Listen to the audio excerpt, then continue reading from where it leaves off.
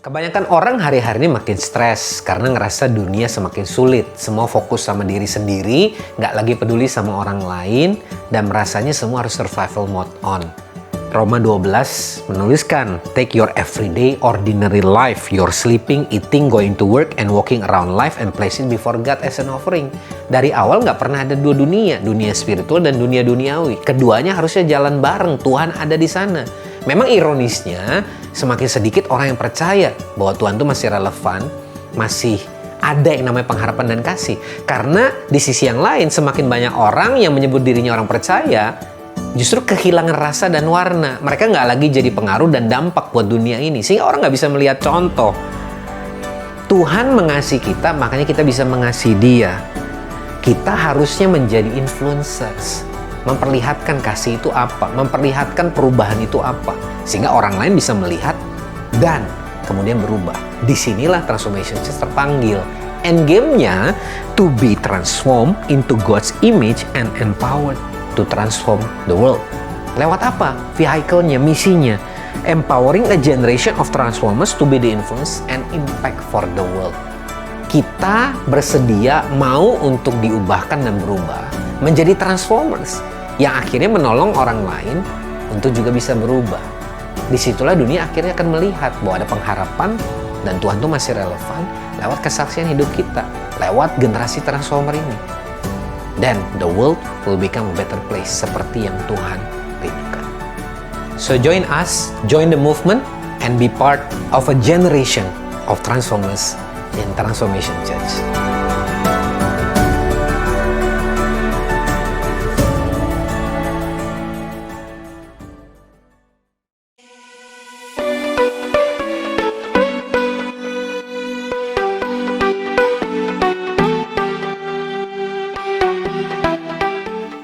Hello Transformers, welcome to Transformation Church.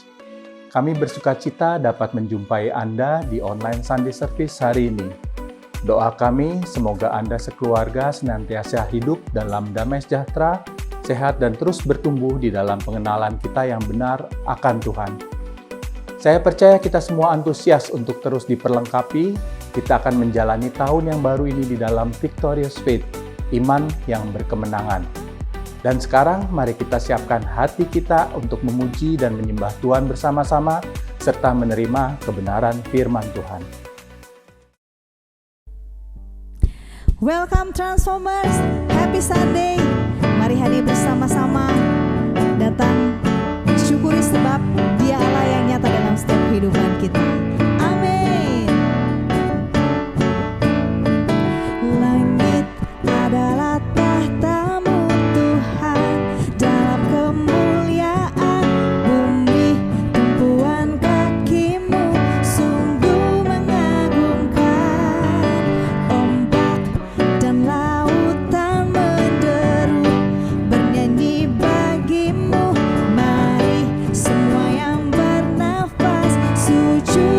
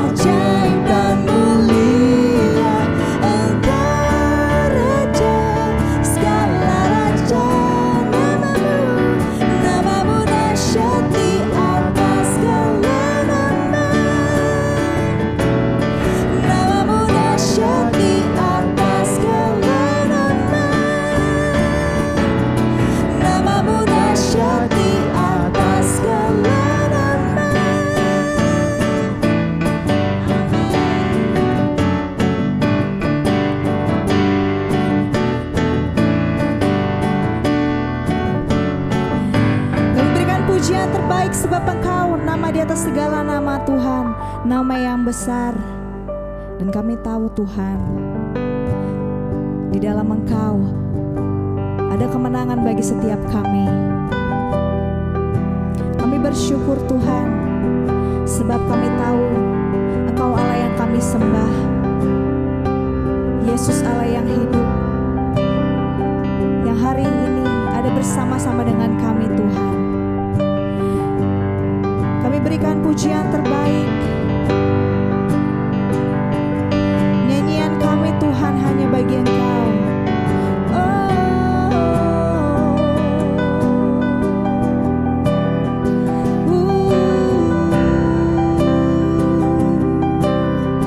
Kami mau menyembah Engkau.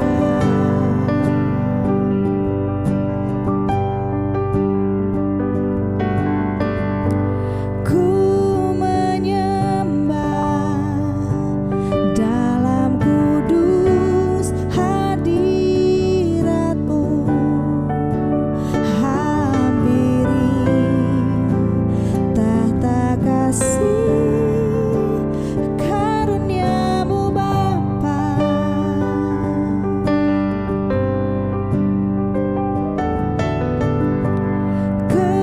Kekuatanku hanya dalam hadirat-Mu, Yesusku, hanya Kaulah segalanya.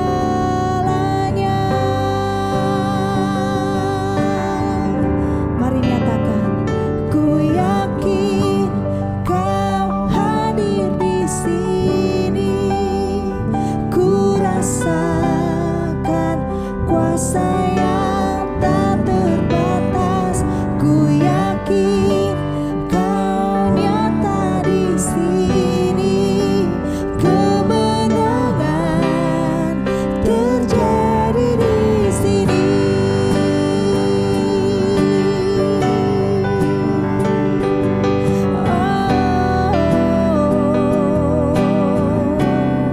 Kami mau menyembah Engkau Tuhan. Ku menyembah dalam kudus hadirat-Mu,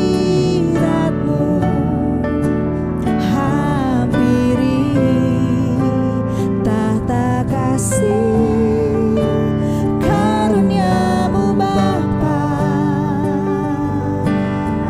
Kekuatanku Tuhan, kekuatanku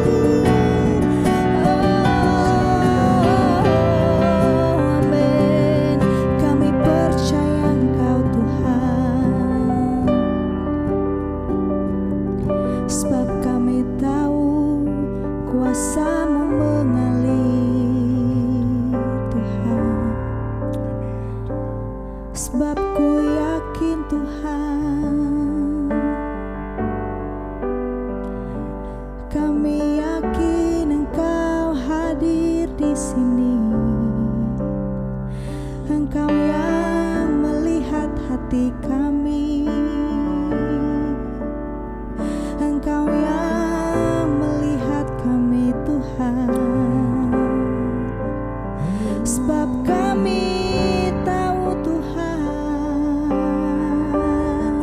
Engkau hadir bagi kami. Kuasa-Mu mengalir, Kuasa-Mu tercurah Tuhan, mengalir bagi setiap kami.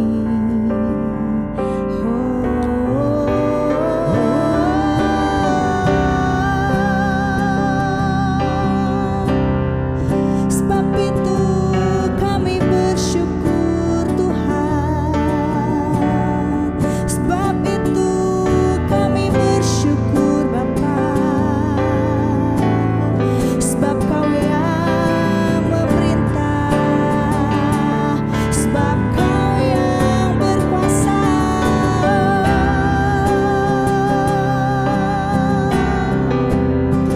Kau yang beri kemenangan Tuhan, sebab itu kami percaya Engkau ada dalamku.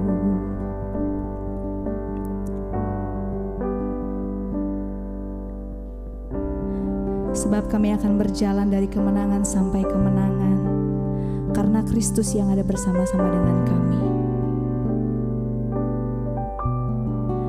Bahkan kami gak akan mau melihat ke belakang Tuhan, sebab kami tahu Engkau yang ada di depan kami, Engkau yang akan berjalan bersama-sama dengan kami. Kami bersyukur Tuhan, sebab kasih-Mu yang besar atas kami membuat kami bisa melihat Tuhan, bahwa masa depan yang indah akan Kau sediakan bagi setiap kami. Kami bersyukur Tuhan, Engkau Allah yang baik, Engkau Allah yang selalu ada bersama-sama dengan kami. Terima kasih Tuhan, kami bersyukur kami punya Allah yang besar. Kami bersyukur Engkau ada bersama-sama dengan kami Tuhan. Biar saat ini kami mau terus percaya dan kami mau terus meletakkan harapan kami di dalam Engkau. Terima kasih Tuhan, kami bersyukur di dalam satu nama, nama Yesus. Haleluya. Amin. Halo Transformers, senang sekali bisa kembali menjumpai Anda di online Sunday Service hari ini, di minggu yang terakhir di bulan Januari tahun yang baru ini. Saudara, saya percaya sepanjang minggu demi minggu sepanjang Januari ini kita sungguh-sungguh dikuatkan, di-empower untuk kita memasuki tahun ini dengan sebuah mentalitas, sebuah perspektif, dan semangat yang baru yang berdasarkan kepada victorious faith atau iman yang berkemenangan. Nah, hari ini kita akan menutup bulan Januari ini dalam tema ini, dan bulan depan kita akan memasuki tema yang baru yang tentunya akan exciting buat kita semua. Nah, hari ini kita akan bersama-sama membahas sebuah statement yang saya ingin kita semua pahami sebagai identitas kita, yaitu victorious, not a victim. Victorious, not a victim. Menang dan bukan korban.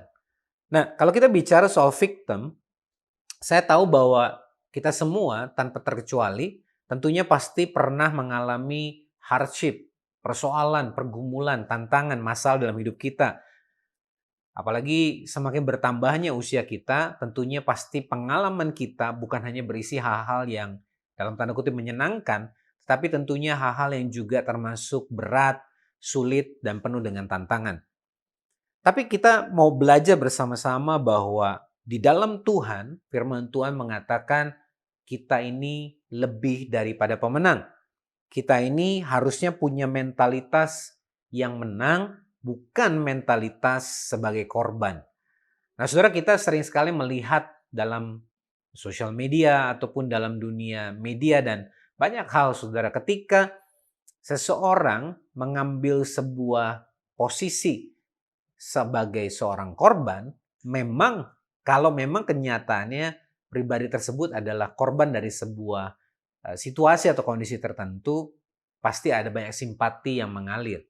Tetapi saudara, ketika seseorang berkali-kali dan terus memposisikan diri sebagai seorang korban, ini menjadi sebuah mentalitas yang kemudian bukan menarik simpati lagi, tetapi membuat orang jadi melihat bahwa orang ini jadi cenderung mengasihani diri. Nah, saudara, sebagai orang percaya, kita mesti mengerti bahwa Tuhan tidak mendesain kita untuk menjadi orang-orang yang punya mentalitas sebagai seorang korban. Karena sebagai pribadi yang memiliki mentalitas demikian, kita akan cenderung hidup dalam ketakutan.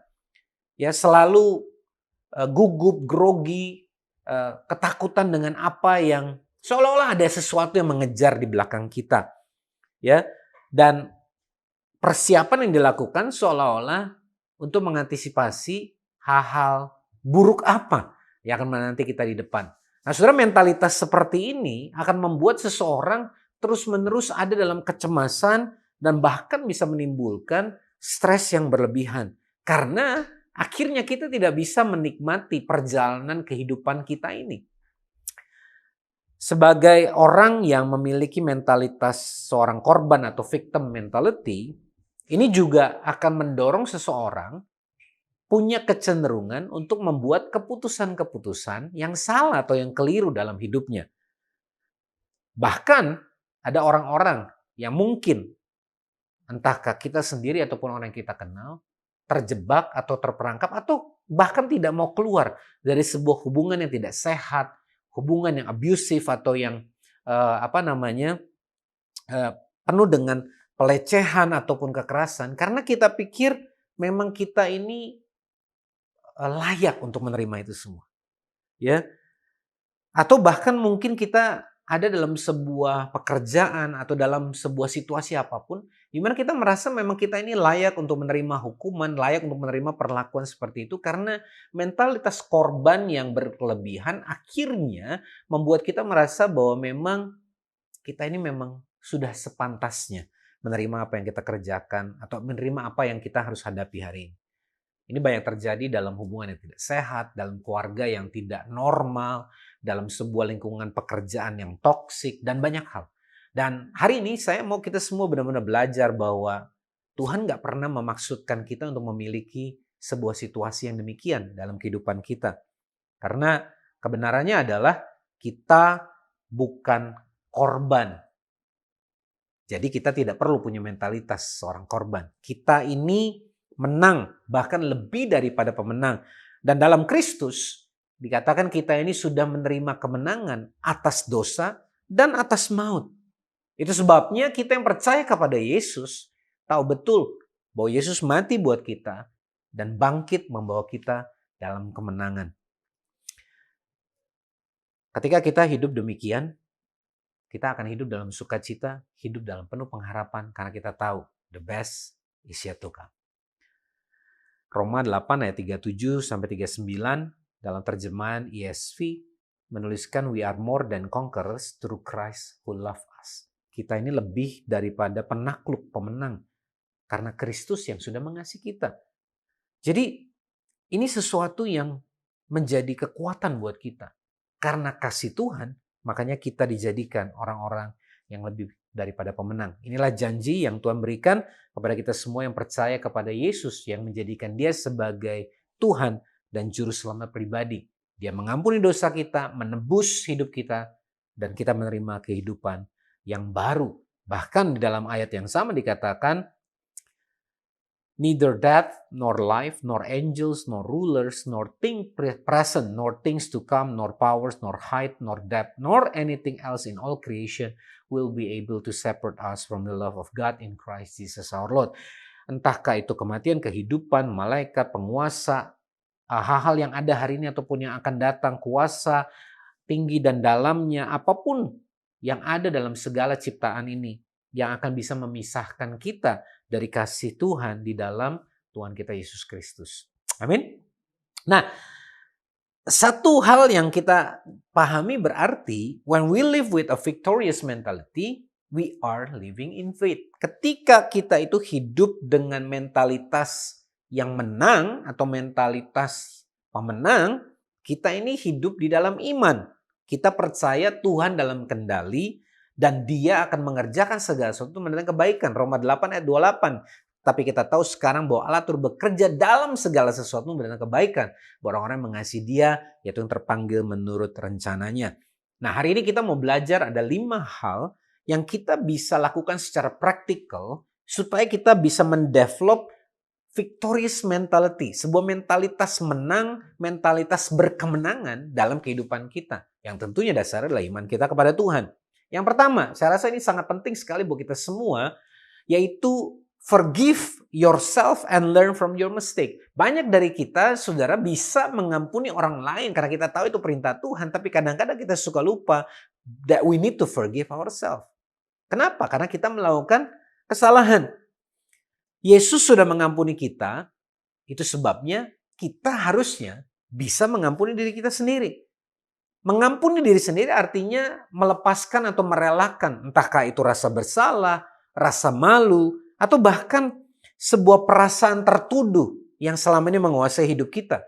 Ketika kita mengampuni diri kita atau memaafkan diri kita, sesungguhnya kita sedang dalam sebuah tahap untuk bisa mengampuni bahkan orang-orang yang melakukan kesalahan, bahkan berat kepada kita semua. Ini membebaskan kita dari sebuah cengkraman, trauma, kejadian-kejadian di masa lalu, bahkan karena kesalahan kita sendiri. Bukankah kita semua tidak pernah luput dari kesalahan dan kekeliruan? Filipi 3 menuliskan dalam terjemahan Sederhana Indonesia ayat 10-14, Paulus menuliskan begini. Maka sekarang yang saya inginkan hanyalah mengenal Kristus dan mengalami kuasa yang menghidupkan Dia dari kematian. Saya mau ikut menderita dalam melayani Kristus sama seperti Dia sendiri sudah menderita. Bahkan sampai mati seperti Dia pun saya rela. Dengan begitu saya sangat berharap supaya saya sendiri pantas ikut dihidupkan kembali dari kematian. Namun saya tidak bermaksud mengatakan bahwa saya sudah berhasil mencapai tujuan itu. Saya belum sempurna. Tapi saya terus berusaha untuk mencapai tujuan tersebut. Karena itulah yang sudah direncanakan oleh Kristus Yesus untuk saya sebelum Dia memanggil saya menjadi miliknya. Saudara-saudari, saya tahu bahwa saya belum mencapai tujuan itu. Tapi dengar baik-baik. Mata saya hanya tertuju untuk mencapai sasaran ini saja. Saya melupakan semua hal yang sudah berlalu dan berusaha sekuat tenaga untuk mencapai apa yang di depan saya. Sama seperti mengikuti lomba lari, mata saya tetap tertuju kepada sasaran, yaitu hadiah kemenangan yang sudah disiapkan bagi saya di surga. Dan memang kita yang bersatu dengan Kristus, Yesus sudah dipanggil Allah untuk mencapai sasaran surgawi itu. Saudara, Anda dan saya, supaya kita bisa melanjutkan hidup kita, bahkan menghidupi kehidupan kita dengan iman yang berkemenangan, penting untuk kita mengampuni diri kita. Dan kemudian yang tidak kalah penting, belajar dari kesalahan-kesalahan yang kita lakukan dalam hidup kita. Bukan berarti kita kemudian jadi memukuli diri kita sendiri atau menghukum diri kita sendiri dengan tuduhan-tuduhan atau dengan penyesalan-penyesalan berlebihan. Betapa bodohnya saya, kalau saja saya nggak. Tetapi kita perlu belajar apa sih sebenarnya yang kita bisa tarik sebagai sebuah pembelajaran dari kesalahan yang saya lakukan di masa yang lalu. Apa yang saya harus lakukan supaya ke depannya saya tidak melakukan kesalahan yang sama. Hal ini adalah sesuatu yang penting supaya ke depan kita itu bukan hanya menjadi orang-orang yang berjalan seolah-olah hidup ini hanya begitu-begitu saja. Tapi kita berjalan dengan kekuatan dan pemahaman bahwa saya tahu apapun tantangan yang depan saya bisa hadapi di dalam Tuhan. Kita perlu belajar untuk mengetahui kenapa kita bisa melakukan kesalahan. Kenapa kita bisa jatuh dalam kekeliruan dosa, kesalahan yang ada di masa lalu. Dan apa sih situasi yang waktu itu membuat kita akhirnya mengambil keputusan atau bertindak yang demikian. Kalau saja saya bisa membuat keputusan atau pilihan yang lebih baik, apa yang bisa saya lakukan?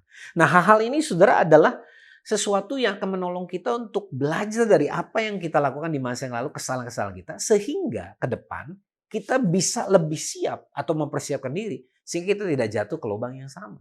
Tentunya kita selalu bisa untuk eh, berkonsultasi, counseling, diskusi, ngobrol, saling tukar pikiran dengan pribadi-pribadi atau dengan orang-orang yang memang eh, kita anggap secara pribadi itu punya kedewasaan, punya kematangan. Kita bisa saling bertukar pikiran dan itu akan menolong kita untuk menambah hikmat, memperkaya kita dengan insight sehingga kita tidak akan mengulangi kesalahan yang sama. Remember this, no one is perfect and everyone makes mistake.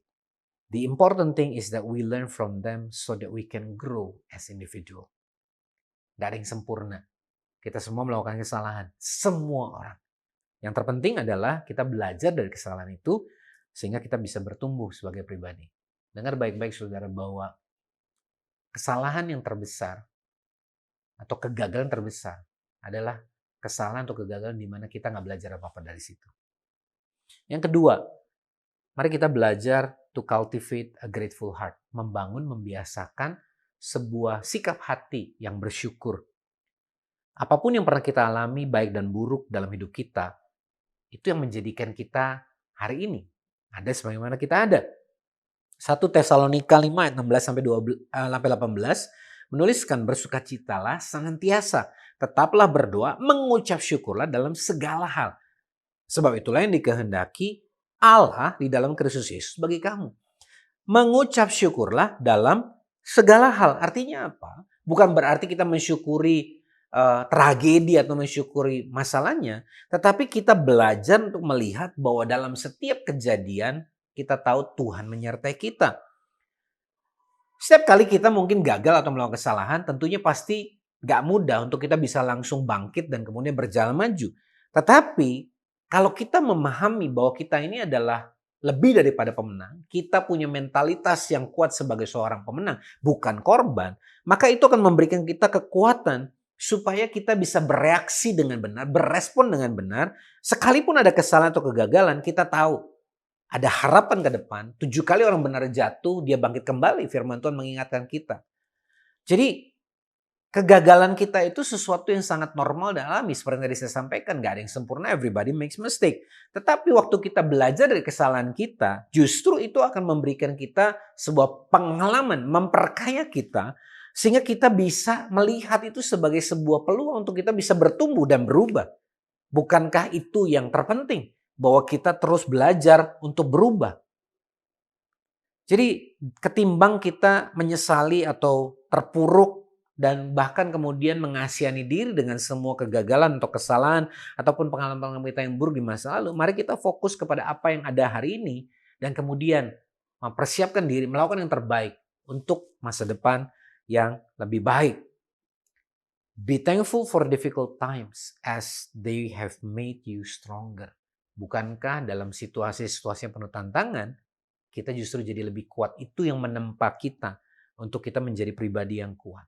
Mari fokus kepada hal-hal yang baik, mengucap syukur kepada apa yang Tuhan sudah kerjakan dalam hidup kita, penyertaan yang Dia berikan dalam hidup kita yang tidak pernah berubah, pribadi-pribadi yang Tuhan berikan untuk sebagai penghibur, sebagai teman, sebagai sahabat dalam masa kesukaran. Ini akan membuat kita terus penuh dengan iman dan pengharapan. Yang ketiga, saudara, penting buat kita untuk develop self-control and positive thinking. Mengembangkan pengendalian diri dan mentalitas atau cara berpikir yang positif, tentunya yang benar.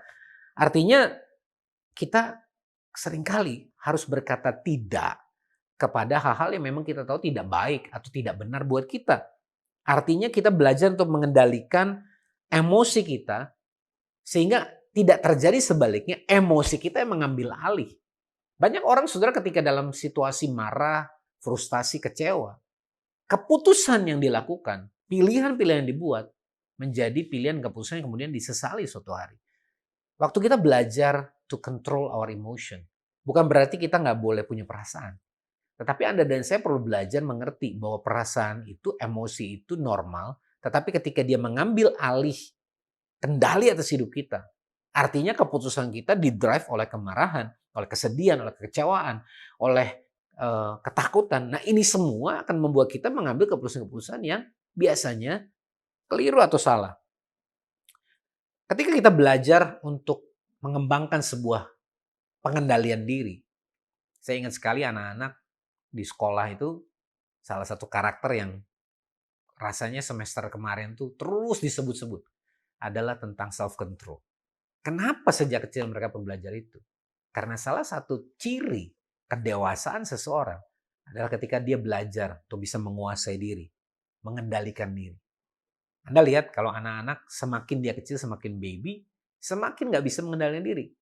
When I want something, I want it now. Dan ketika ini nggak dilatih, ini akan berkembang menjadi sebuah mentalitas yang membuat orang jadi semau-maunya. Karena saya marah, saya boleh lempar barang. Karena saya sedih, maka saya boleh nggak mau ngapa-ngapain. Bayangkan kalau orang-orang dewasa di kantor, di bisnis, di gereja, di pemerintahan punya mentalitas begini. Bukankah terjadi sebuah kericuhan yang luar biasa?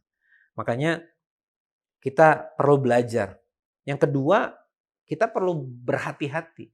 Karena begitu banyak negative thinking, negative things, negative thoughts yang ada di sekitar kita. Bukan hanya di berita secara online, sekarang kita bahkan melihatnya di sosial media. Begitu banyak hal yang kemudian akhirnya mempengaruhi diri kita. Bukan berarti kita nggak perlu update dengan informasi terbaru.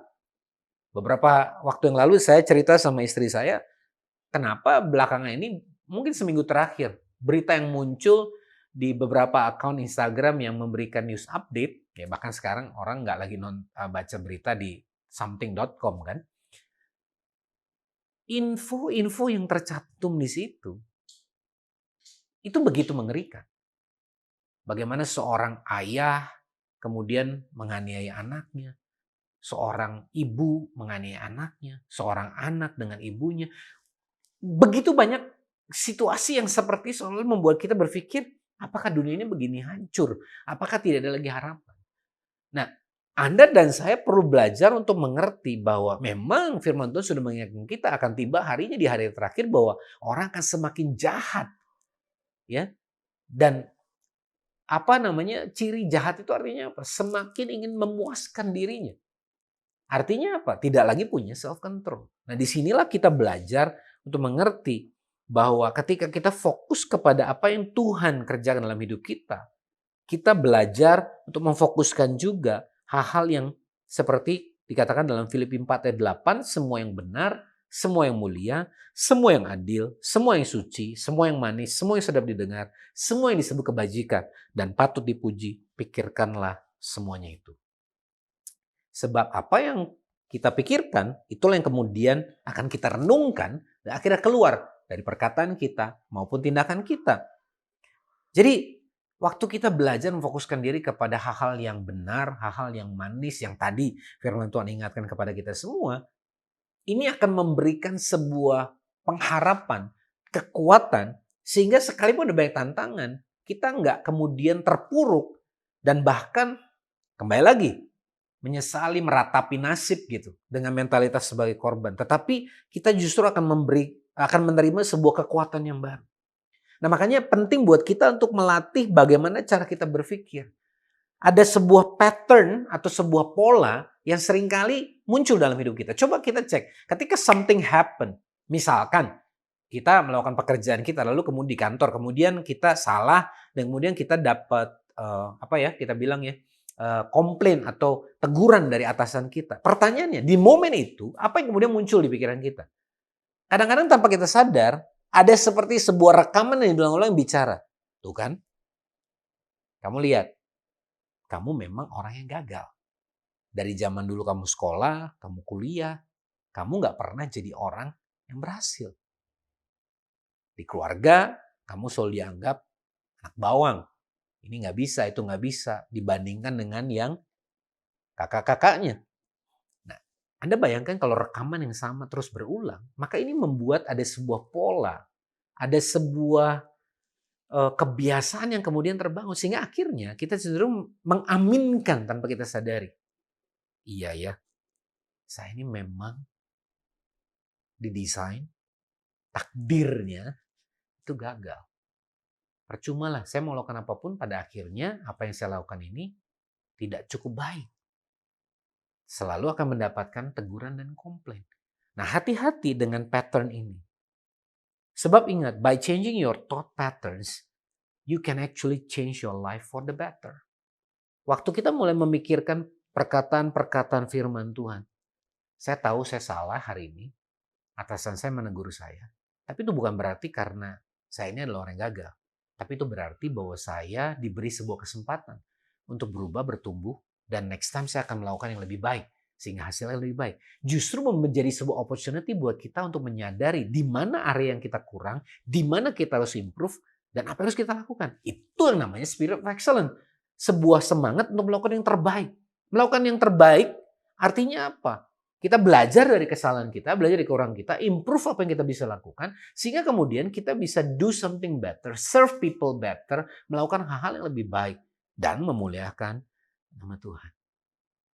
Oke? Yang keempat, ini juga hal yang sangat penting dan saya berdoa supaya generasi yang lebih muda yang akan terus datang, ini adalah orang-orang yang punya mentalitas seperti ini. Ini yang saya sebut dengan be resilient in the face of adversity. Kita perlu jadi orang-orang yang tangguh, yang kokoh, yang kuat, yang tabah, yang bertahan ketika kita menghadapi tantangan dalam kehidupan kita. Karena waktu tantangan datang silih berganti, seringkali kita tuh merasa bahwa memang ya udahlah, emang nasib saya begini. Kembali lagi, victim mentality. Kayak seolah-olah dunia ini kayaknya berkonspirasi. Di rumah, di kantor, di bisnis, kayaknya semuanya lagi chaos semua. Satu hal yang saya mau ingatkan, the world doesn't revolve around you. Dunia ini gak berputar di sekeliling kita. Kita ini bukan pusat dari dunia ini. Artinya, gak usah berpikir terlalu jauh tentang teori-teori konspirasi seolah-olah semua orang berusaha untuk menjatuhkan kita.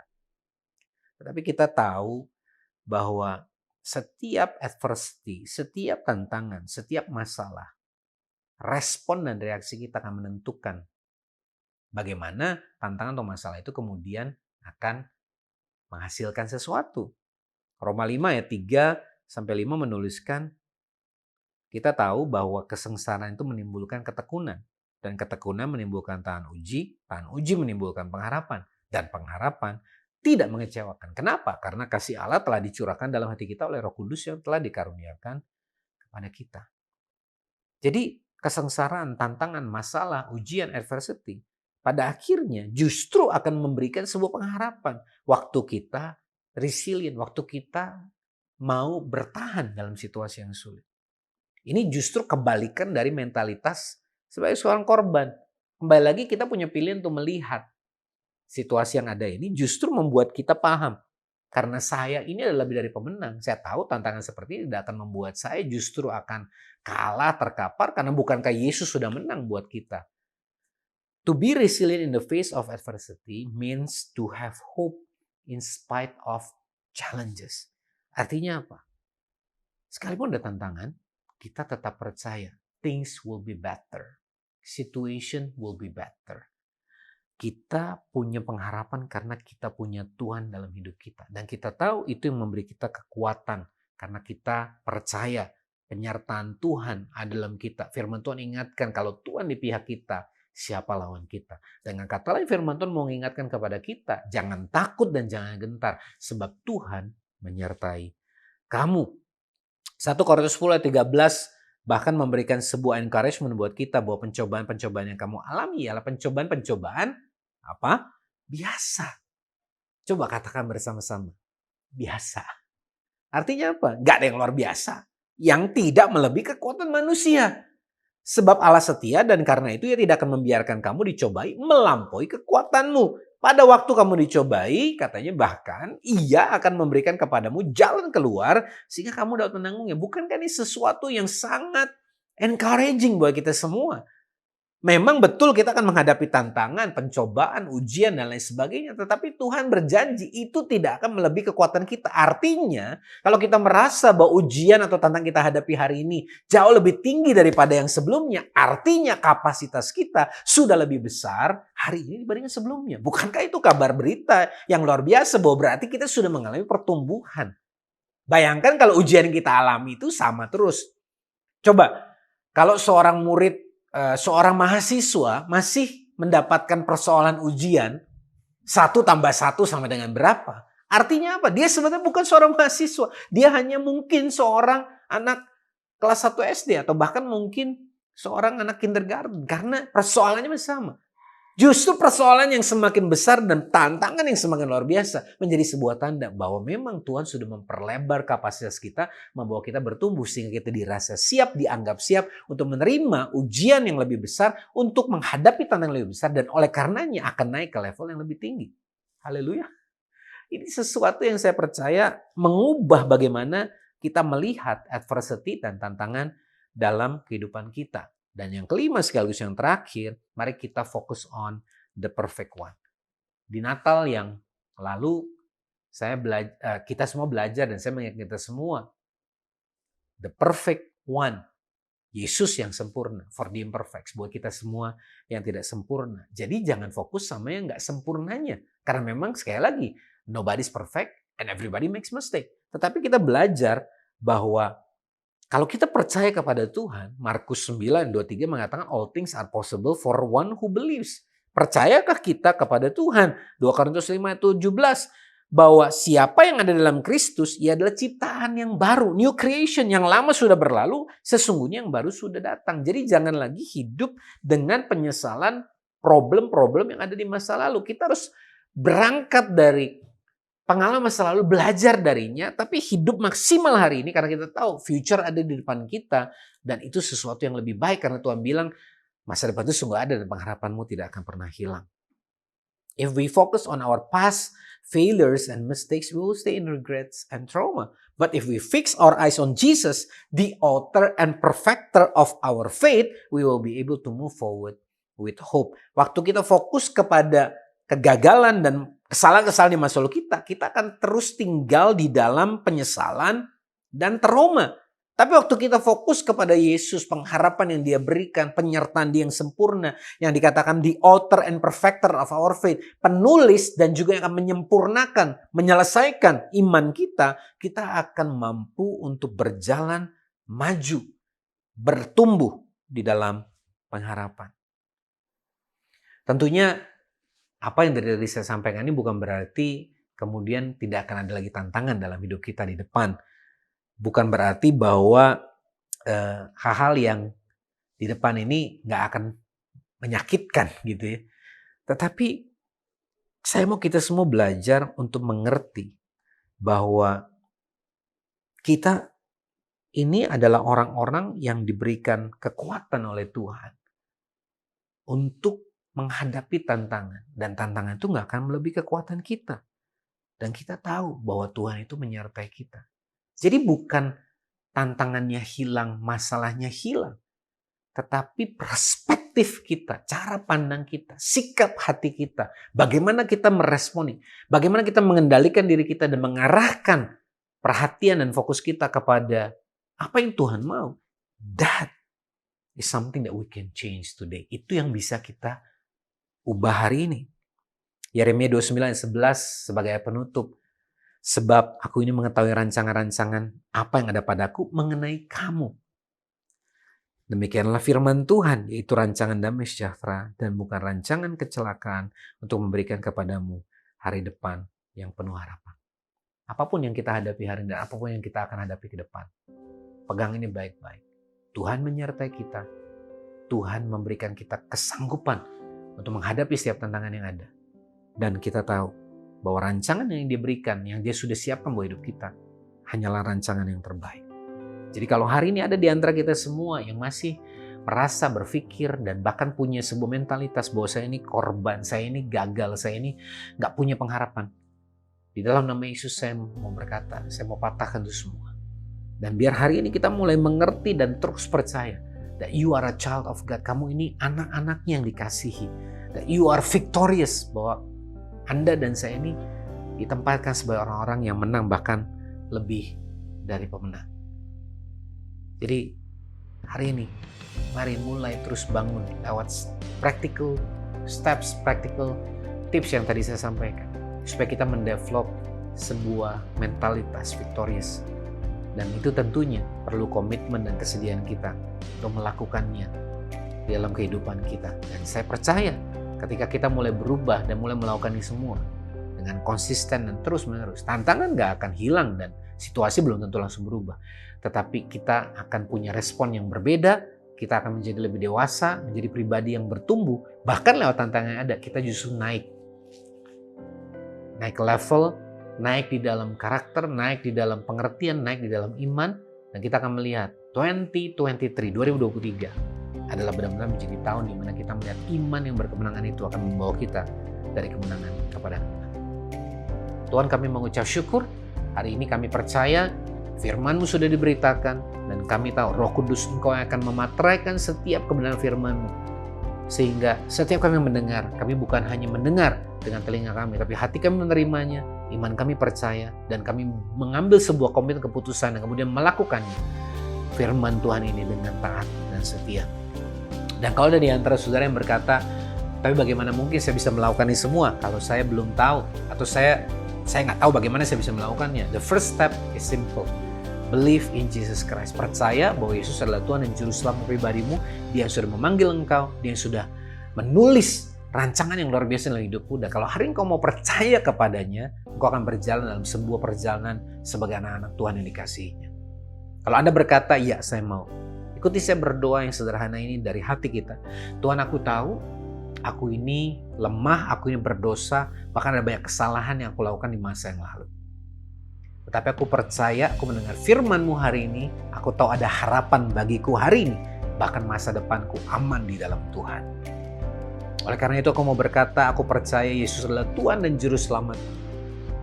Dan mulai hari ini hidupku sepenuhnya aman di dalam tangan Tuhan, yang sudah mengampuni, yang sudah menebus hidupku, dan menjadikan aku baru di dalam nama Yesus.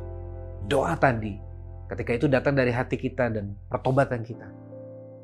Dengar, Anda ada dalam sebuah perjalanan yang baru, sebuah transformation journey. Congratulations, and start to move forward in faith. Terus lakukan perjalanan kita ini dalam iman kita kepada Tuhan. Mari baca firman Tuhan. Mari praktekkan apa yang menjadi kebenaran firman Tuhan. Ada dalam komunitas gereja yang mempraktekkan ini semua. Anda bisa bergabung di Transformation Church kalau Anda belum punya komunitas. Ikuti ibadah online atau Anda bisa datang ke onsite di Alam Sutra. Whatever you do, don't stop growing, don't stop transforming, dan izinkan Roh Kudus terus mengajar dan mendidik kita sehingga kita bertumbuh. Bahkan lewat tantangan yang ada, kita tahu Allah terus bekerja dalam segala sesuatu untuk mendatangkan kebaikan buat Anda dan saya mengasihi Dia yang berjalan sesuai dengan rancangan. Amin. Kami serahkan setiap yang dalam tangan-Mu dan kami percaya Tuhan, Engkaulah the perfecter of our faith. In Jesus' name. Amen.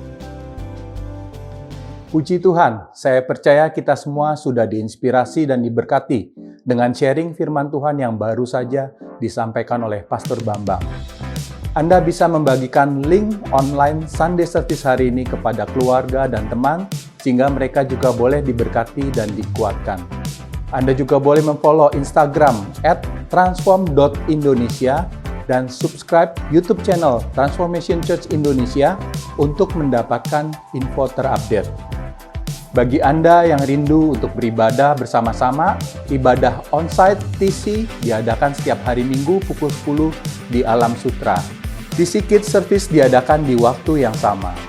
Anda dapat mengirimkan DM ke Instagram TC untuk mendapatkan informasi lebih lanjut. Persembahan dan investasi iman dapat disampaikan melalui rekening berikut ini.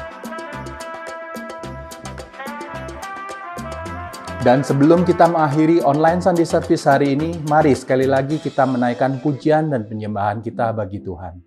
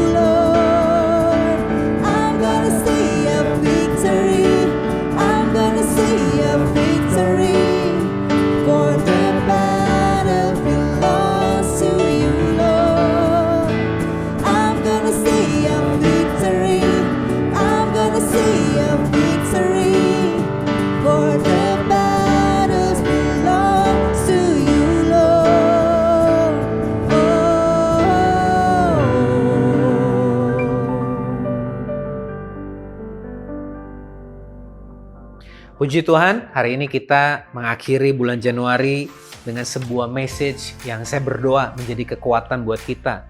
That you are victorious, not a victim. Anda adalah orang-orang yang Tuhan sudah tentukan untuk menjadi pemenang, bahkan lebih daripada pemenang, dan bukan seorang korban. Masa depanmu sungguh ada dalam Tuhan, dan pengharapan yang ada dalam Tuhan gak akan pernah mengecewakan. Mari sebelum kita mengakhiri ibadah online pada hari ini, arahkan hati kita kepada Tuhan, dan mari kita percaya bahwa kita sudah menerima berkat yang terbaik dari Bapa Surgawi, cinta kasih dari Yesus Kristus, dan persekutuan yang manis dengan Roh Kudus yang akan terus memampukan kita, meyakinkan kita bahwa sungguh kemenangan itu sudah Ia berikan buat setiap kita, dan biarlah kita menjadi orang-orang yang taat dan setia kepada Tuhan. Dan hanya dalam nama Yesus, bila kita percaya dan mau melakukan apa yang jadi kehendaknya, kita sama-sama katakan, amin. Happy Sunday, and God bless you.